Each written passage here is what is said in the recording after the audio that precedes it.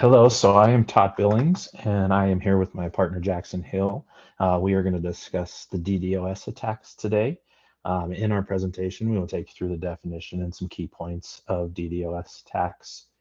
We will take you through the attack vectors, give you some examples, and how to prevent DDoS attacks. So to start off, the definition. So DDoS stands for distributed denial of attacks, of service attacks. It's a cybercrime in which the attacker floods a server with internet traffic to prevent users from accessing connected online services and sites. So the key points to this are that a DDoS attack would be a sudden influx of traffic causing one or many IP addresses to crash, stop working, be inaccessible to customers that want to visit those sites or services legitimately, causing eventually that site to crash or for them to shut down the site to stop the attack. Attackers use botnets to simulate multiple attackers, so one individual can have up to thousands of botnets attacking a single site. So you could think it would be multiple attackers. And it's still just a single individual that's put this whole thing on. And they take advantage of normal behavior that occurs on an attack. So it's hard to see what's coming when it's something that's supposed to happen, and they just flood it over and over and over again.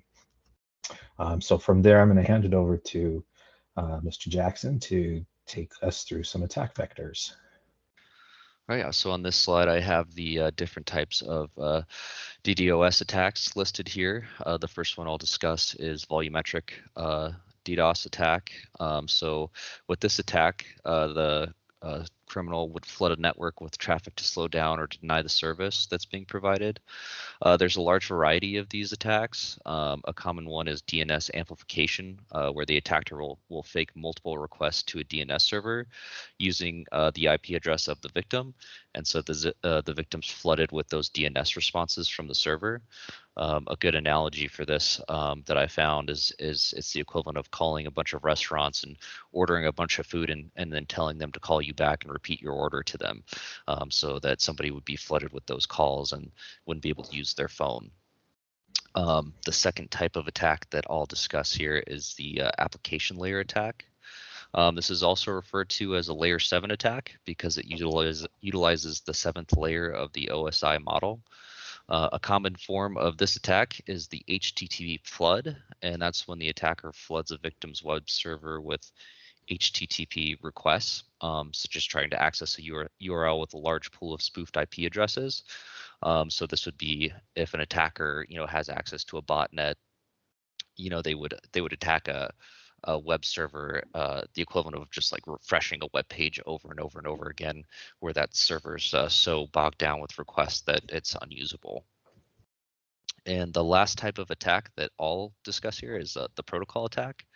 And this attack utilizes the 3rd and 4th layer of the OSI model. That's the network and transport layer. An example of this is the SYN flood, and that's when an attacker floods a victim with SYN packets. That's part of the TCP handshake when somebody establishes a connection with a web server, and the web server confirms the connection and then sits there and waits. So the attacker would flood a victim's machine with those requests and then never answer it. So the server just sits there waiting for the requests that never come. And so they get enough of those open requests that the service gets disrupted. And then on the next slide here is our first example of a DDoS attack. This one was against the DNS provider DEN, and it's a major service provider. They have customers, GitHub, Reddit, Twitter, really big customers with a large user base. And so in 2016, hackers used the Mirai botnet, which is made up of Internet of Things devices, IoT devices, such as home routers and security cameras that have been hacked. And they were able to create over 1.5 terabytes per second of traffic directed at DIN, which caused significant outages. So this attack is significant because of the amount of traffic they were able to generate, but it's also important because this was the first time that the Mirai botnet was used after the source code was made public by the developer for it, so that anyone in the public could use it to um, attack service providers. And I'll go ahead and let you flip to the next slide, Todd. So our next attack example would be an attack on AWS, which is Amazon's web service. Some of the significant points of the AWS attack was at that point in time in 2020, it was the largest attack that had ever taken place. It reached its peak volume at 2.3 terabytes. And at that time, that was about 40% larger than the next closest attack. Hackers targeted the connection loss directory access protocol, and they used that to flood the servers with massive amounts of information, obviously at 2.3 terabits per second.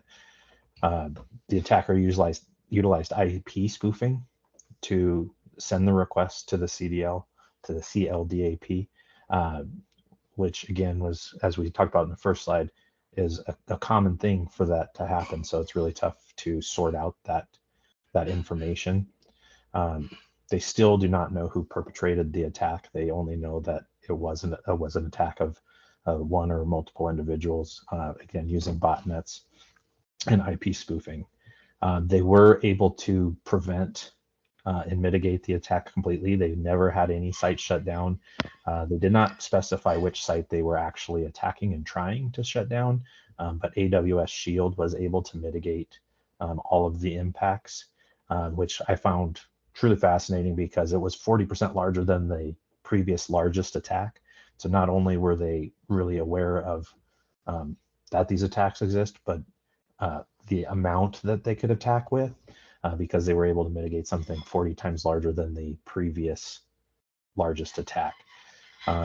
This was a total of 3 days of an elevated threat, and the 2.3 terabits per second went on for up to 8 hours of the first day. So from there, we kind of move into how did the AWS Shield and how do you prevent some of these attacks? And I will hand it back over to you, Jackson. All right, the first prevention step we have here is about it's utilizing continuous monitoring to establish what normal traffic looks like on an everyday basis. So you're establishing a baseline for what type of traffic you should be seeing throughout the day, maybe at high points, low points, and get a feel for what that looks like. This allows quick detection and response to a DDoS attack. If you do see an unusual upswing in traffic, it gives you that early response to that attack, which can be really important as far as protecting your infrastructure and maintaining availability of your services. So what's also a good advantage of doing this is it enables administrators to detect attacks outside of regular business hours because they're always monitoring their services and traffic that even outside of like regular business hours, they're still keeping an eye on traffic for unusual activity. The next point that we'll cover is just keeping good cyber hygiene using malware scanners, system audits, robust access protocols, and security awareness training.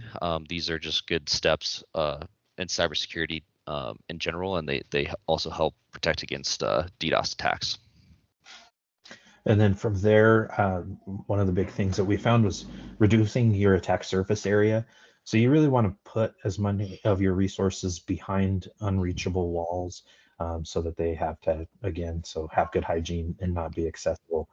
And then use things like distribution networks and load balancer to really handle any of those large quantities of volume. Also, we want to move forward and plan for the scale. We want to understand and have the capacities to handle all of the traffic that we could need in the future, as well as understanding that these attacks exist. And if we have the capacity to handle it, we will be able to stay in business and keep things going up. And then lastly, again, part of just good hygiene is deploying firewalls, having things that stop unauthorized requests before they can get into server areas. Now, sometimes they a DDoS attack can use a firewall against you. So you want to make sure you have that planned accordingly as well, with proper scale and as much reduced area to that firewall as you can. So from there, if you have any questions, please feel to reach out to Jackson Hill or myself. Thank you for your time today.